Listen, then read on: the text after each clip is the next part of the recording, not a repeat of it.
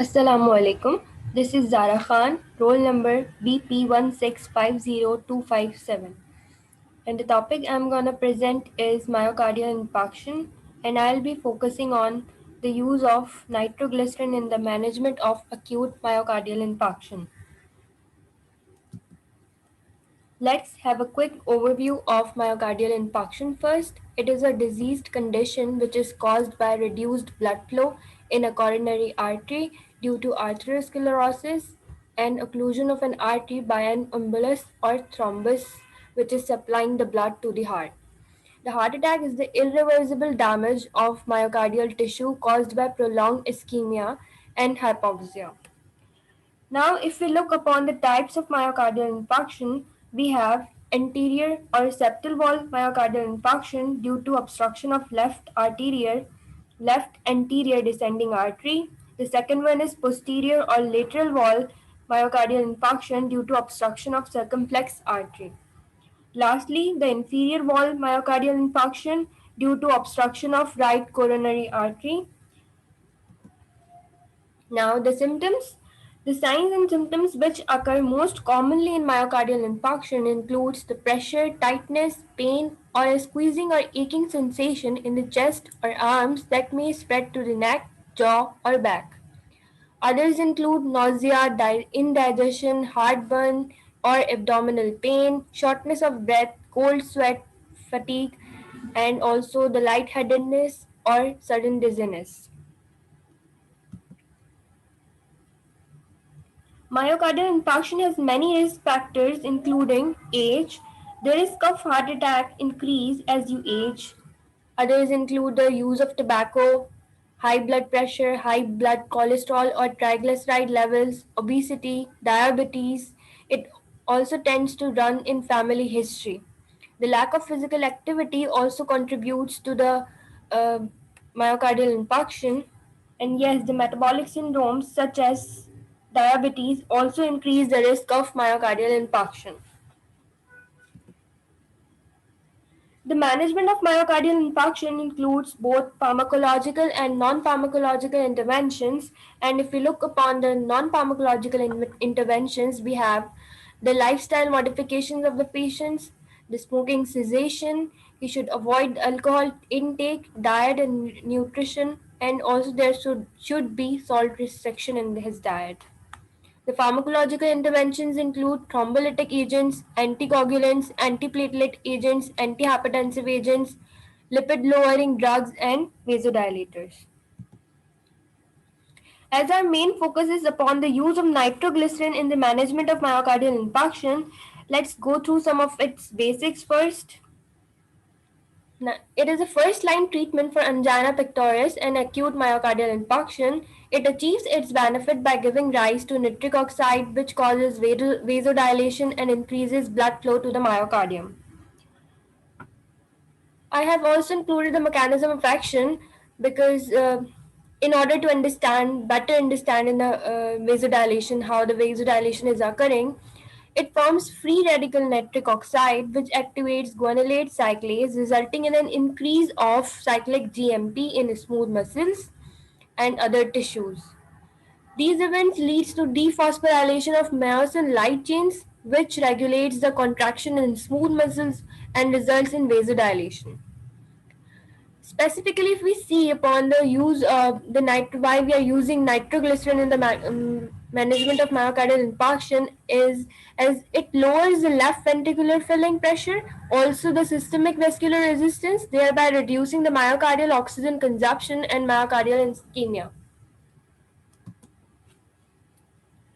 Now we have a case study here in which AJ, the patient, he's 75-year-old man, presents to the emergency department with complaints of dizziness and chest discomfort. He is a poor historian, but it appears that his symptoms have been ongoing for more than 12 hours now. His physician is concerned that the symptoms represent an STEMI, which is ST elevated myocardial infarction. He had a GI bleed 6 weeks ago and has chronic obstructive pulmonary disease with a bronchospastic component. The ECG is consistent with a new anterolateral AMI, acute myocardial infarction, His vitals are the blood pressure is 150 by 94 mmHg, the heart rate is 55 minutes beats per minute, and the respiratory rate is 20 beats per minute. His physical examination reveals wheezing. And what is the best treatment strategy for AJ? We should be looking upon the IV nitro, how it the IV nitroglycerin be administered to the AJ, how it should be monitored. Also, we have to look upon his chest pain as his chest pain becomes increasingly severe despite the use of nitroglycerin, and the physician is considering the use of a potent analgesic. So, we would be looking upon which analgesic would be best for AJ.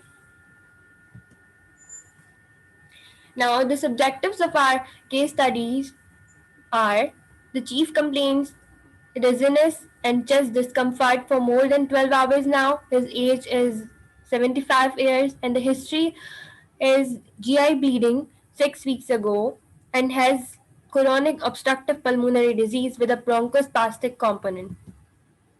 The objectives are physical examination reveals wheezing.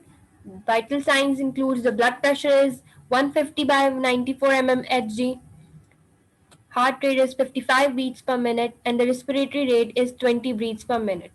While the ECG shows a new interlateral AMI, the assessment of our case study is as the patient appears with chest pain and dizziness, indicating that he is having insufficient blood supply to the heart, as his symptoms have been ongoing for more than 12 hours now, there must be sufficient damage to the heart now.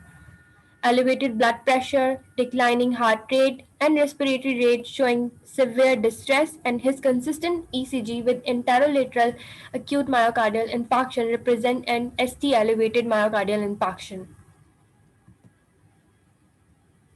Now, the plan, we would be administering him IV nitroglycerin with a small dose of 15 micrograms. A constant infusion is then delivered by a controlled infusion device, starting with 5 to 10 micrograms per minute, which is then increased by an additional 5 to 10 micrograms per minute every 5 to 10 minutes. Now the question arises why we are recommending him a nitroglycerin instead of other agents such as thrombolytic agents or beta blockers, and the reason is his history of recent GI bleeding. He is not a good candidate for thrombolysis or beta blockers also should be avoided because of his serious pulmonary disease and current heart rate. Thus, the symptomatic management with IV nitroglycerin is indicated and a percutaneous coronary intervention should be considered, which is angioplasty with stent or could be bypass. Nitroglycerin lowers the left ventricular filling pressure and systemic vascular resistance, thereby reducing the myocardial oxygen consumption and myocardial ischemia. His blood pressure should be monitored closely during this infusion, as on admission, his blood pressure was elevated at 150 by 94 mm of mercury, and his pulse rate was low at 55 beats per minute. He is also having pain, and the pain is associated with AMI is due to continuing tissue ischemia surrounding the area of impacted tissue. The relief of pain should be involved here. Efforts to optimize the myocardial blood supply and minimizing the myocardial oxygen demand. The pain is usually relieved with successful thrombolysis, but as we discussed here, that we can't use any thrombolytic agents here. Other interventions may include oxygen, nitroglycerin, and beta blockers. As noted previously, AJ is not a good candidate for either thrombolysis or beta blockers. So, if the pain continues despite the administration of IV nitroglycerin, he will need an analgesic. So, he may also need to undergo emergency revascularization with either PCI or bypass surgery. So, as a potent analgesic, I will recommend him morphine, which in the dose of 2 to 4 milligrams IV as often as every 5 minutes if needed. Thank you.